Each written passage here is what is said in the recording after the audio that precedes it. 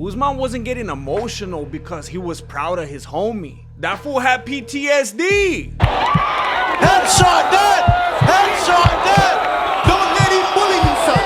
Your new welterweight champion! Oh my goodness! He got knocked out the same way, in the same city, in front of his mailman. It was like deja violence. Let me break it down for you. I think it will be appropriate at this time to do a moment of silence for the homie Pee-Wee Herman. I heard that he passed away last night. He was just a big part of my life and whatnot. And I know it's the same for a lot of you, so just lock it up real quick.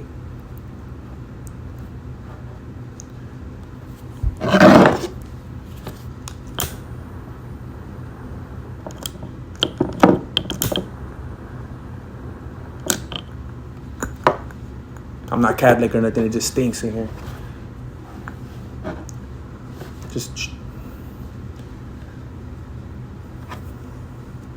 And it's probably a good time to reflect also if you want to do like algorithm stuff. If you want to like the video and comment and share and watch to the end and subscribe and stuff like that.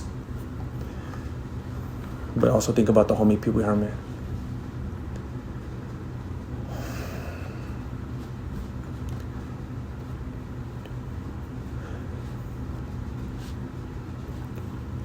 I just want to say,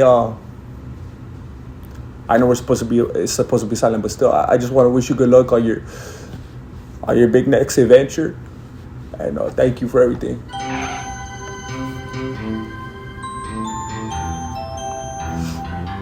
All right, cut. Today's question: who wins the rematch, Poirier or Gaethje? Comment down below. You know, it's like I got a wrestling coach now, and we're used to Kevin Holland fighting trolls, thieves, and even fans. But all of a sudden, he's fighting wrestlers now? In case you forgot, that fool retired for like a week last year because he didn't want to fight wrestlers anymore. But now Kevin Holland is a wrestler. Oh, you're a wrestler now. Because he's been training with Eric Sands. And now Michael Chiesa is a commentator. Oh, you're a commentator now. And we already know how that ends. You can't split your interests like that. If you really want to follow in that Anthony Smith trajectory, don't do it in the booth. Do it in your head. Remember when Anthony Smith had his out of mind experience? And he was saying that Johnny Walker was attacking his family? Yeah, I'm mad you attacked my family.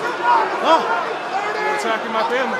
Now what? Michael Chiesa should have started role-playing like that Kevin Holland was talking about his mom or something. If Chiesa would have rushed Holland the way that he rushed Kevin Lee, then he probably wouldn't have had every single takedown stuff. Chiesa was even more aggressive toward Bruce Buffer than he was being to Holland. Chiesa implied before the fight that Kevin Holland thought he was just a wrestler and that he would have some surprises for him, which most likely meant that he wanted to strike with him. But after experiencing Holland's 5.5 reach advantage early on, Chiesa went back to grappling. Little did he know, he'd be grappling with defeat. 5 fights in the title, baby. I'm out.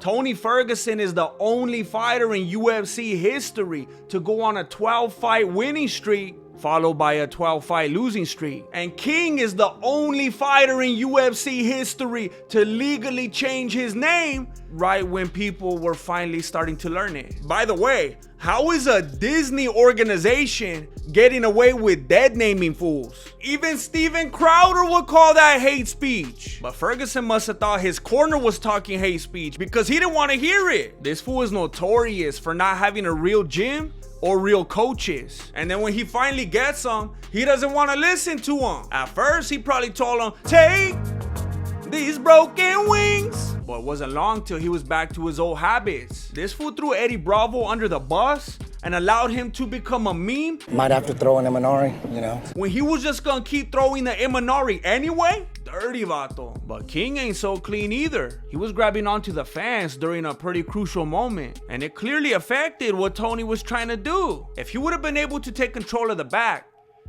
the whole fight could have been different. And even more so if he was able to see correctly. But neither of those things had anything to do with the fact that Ferguson was at least one step behind the whole time. King is fast to begin with, but watching him repeatedly counter half-speed Ferguson for 3 rounds is simply unsettling. Bobby Green went full Bobby Brown. Hey, if Disney could do it, I could do it. King did get caught a couple times, but the fight was never competitive. The most damage Tony did in the entire fight was when he kicked down Bergliotta in the dome, which is probably why Bergliotta got mad and hit him with the early stoppage. But in the end, Ferguson got the last laugh because it looks like he had a staph infection. And he probably gave it to both of those fools. And as far as I'm confirmed, that's a victory. And that might be his last chance to go out on a victory. He dipped out with the quickness afterward, but he should have stuck around and told Joe Rogan, hold on, I'm retiring, brother. Get in my belly! When you're trying to relax and watch the fights, you don't want to think about cooking, peeling,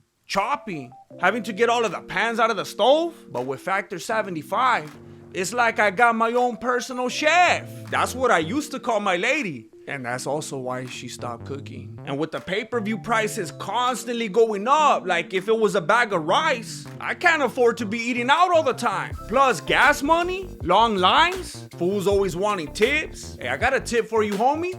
Get Factor 75. I usually got 2 speeds, working so hard that I don't feel like I have time to eat, or overeating like crazy just to get myself through it, ruining all of my gains. But with Factor 75, I could eat quick and healthy. It's fresh, never frozen, and just 2 minutes in the microwave. You could even use the oven if you want, and it makes taking out the pans worth it. And if you break a little sweat doing it, you could replenish your fluids with a smoothie. Just head to factor75.com or click on the link below and use code MMA50 to get 50% off your first Factor box. That's factor75.com or click on the link below and use code MMA50 to get 50% off your first Factor box. I don't like that she liked me more now since I got a 6-pack. Derrick Lewis gets 1 6-pack, and that fool thinks he's Rey Mysterio Jr. Unfortunately, he waited for the last fight on his contract for his back to stop hurting. My back hurts!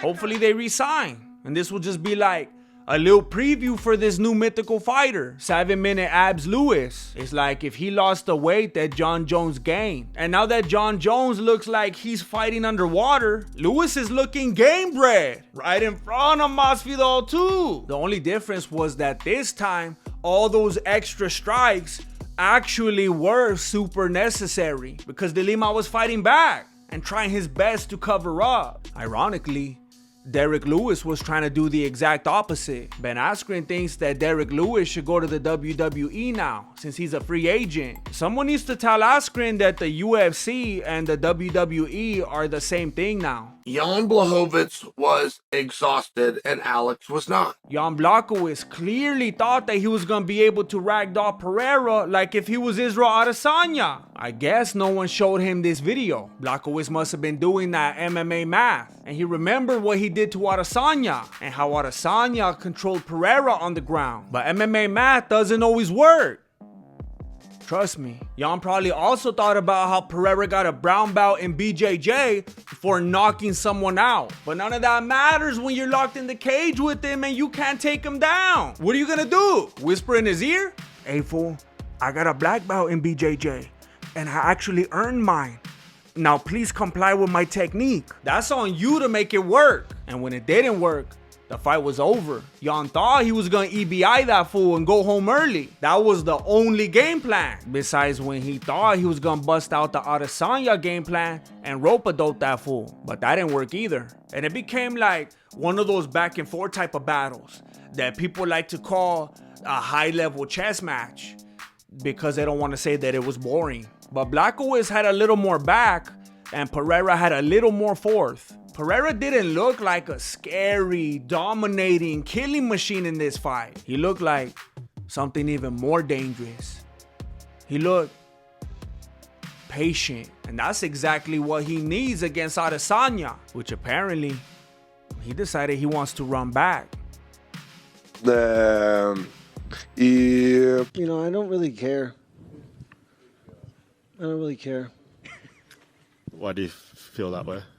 Because I don't care. The Battle of the Bridesmaids was supposed to be a one-time thing, but sometimes you just need to sell a pay-per-view, and sometimes you just have to give the fighters and the fans something to get excited about, because no one's dethroning the champion. They're probably gonna make a BMF title for the featherweights next, because Volkanovski's gonna hold on to that strap until he chooses to retire with full pension. But this time it was lightweight, and Khabib's sons were fighting for second place. The weird thing about it though was that on top of being a BMF match, it was also kind of like a handicap match, because Gaethje wasn't the only one that Poirier was fighting in there. That fool was at war with his shorts the whole time. Depending on how you score it, I counted like 47 times that he pulled up his shorts throughout the match. He touched his shorts like 20 times more than he touched Gaethje. I don't know if he was itchy or if he was trying to show off his tan or what, but Gaethje wasn't impressed. He was too busy trying to tan Poirier's face. And I'm not trying to make excuses for him, but Poirier looked like he couldn't even breathe in that elevation, while Gaethje was in there breathing like if his name was Stephen Furtick. You gotta remember that Gaethje's from Colorado, so being in Utah is basically like being at sea level for him. Plus, he learned how to stop blocking punches with his face. New mythical fighter unlocked. Not in the face, Gaethje. He was mixing it up like we've never seen before. We're used to him coming in there with that rock'em sock'em. But all of a sudden, that fool has more combos than Jack in the Box. And Poirier ate one of them in the second round. He was out so bad that they were gonna try to rub